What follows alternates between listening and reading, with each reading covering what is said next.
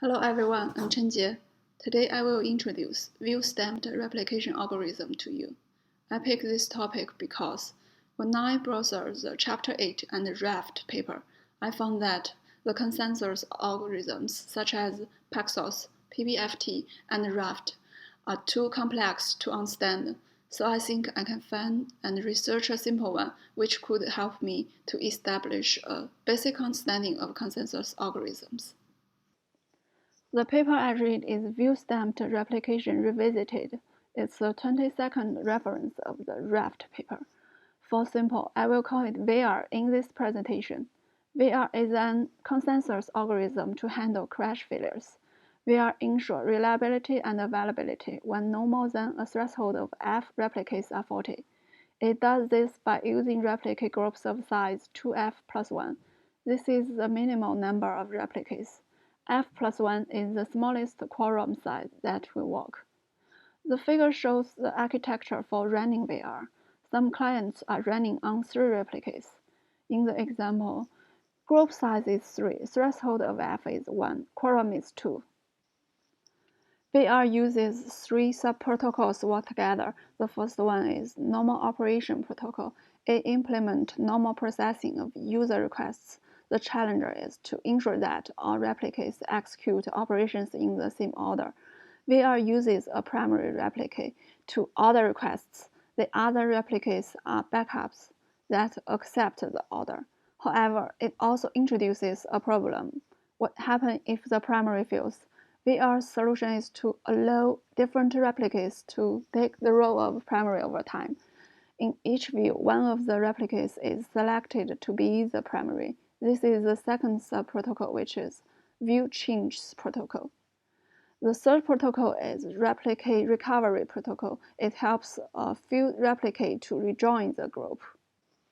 Every replicate maintains these states: the configuration, which contains the IP addresses of each replicate, the replicate number, the current view number, the current status, the operation number, and the log, which contains the requests that have been received, the commit number, and the client table.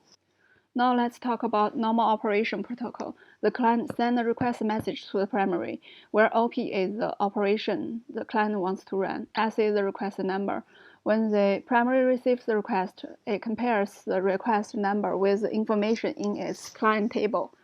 If the request number is bigger, primary increments the operation number, adds the request to the log, and updates its client table, then send a prepare message to the other replicates. Backups process prepare message in order, waiting until you have all earlier requests in its log, then update its states using the information from the message, and then send a prepare OK message to the primary to indicate that this operation and all earlier ones have prepared locally. The primary waits for F prepare OK message from different backups. At the point, it considers the operation and all earlier ones to be committed. Then primary executes the operation and increments its commit number and sends a reply message to the client. Here X is the result. Normally, the primary informs backups about the commit when it sends the next prepare message. However, if the primary doesn't receive a client request in a timely way, instead, it sends them a commit message.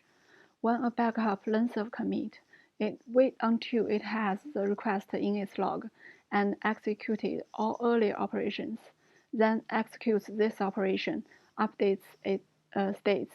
At the point, the user request is fully processed. Next one is view change protocol. The backups monitor the primary. If a timeout expires without a communication from the primary, they carry out a view change protocol to select a new primary. After a replicate notices the need for a view change, it increments its view number and sends a start view change message to all other replicates. When a replicate receives start view change messages from F other replicates, it sends a do view change message to the node that will be the new primary, for example, which has the smallest replicate number. When the new primary receives F plus 1 do view change message from different replicates, it sets the view number and sends start view message to the other replicates to inform them the completion of the view change. When other replicates receive the start view message, they update their state, switch to new view.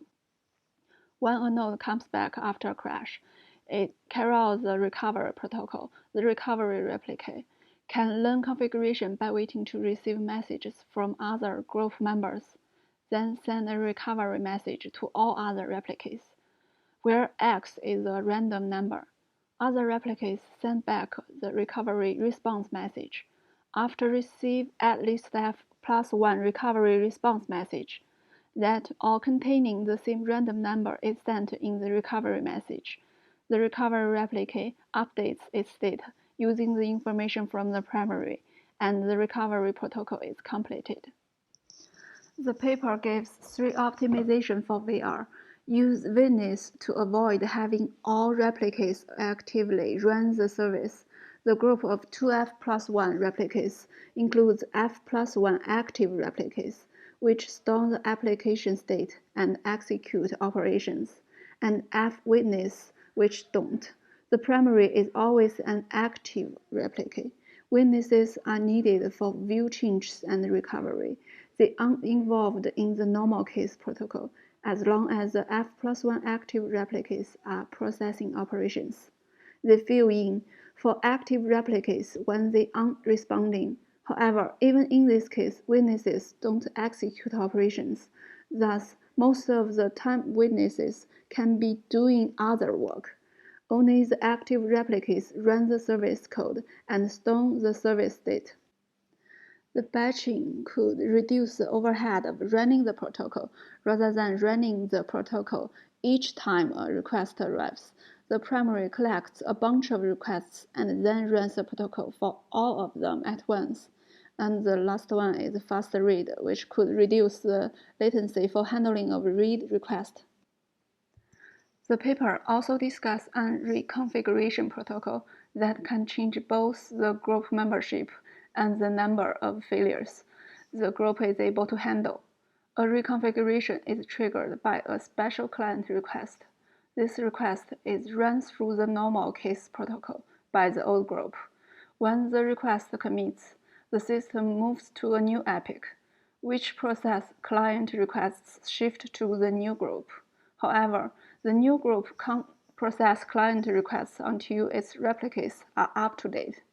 The new replicates must know all operations that committed in the previous epoch. They transfer state from the old replicates, which don't shut down until the state transfer is completed. Because of the time, I don't give the detail about optimization and reconfigurations, which would be found in the paper. That's all. Thanks for watching.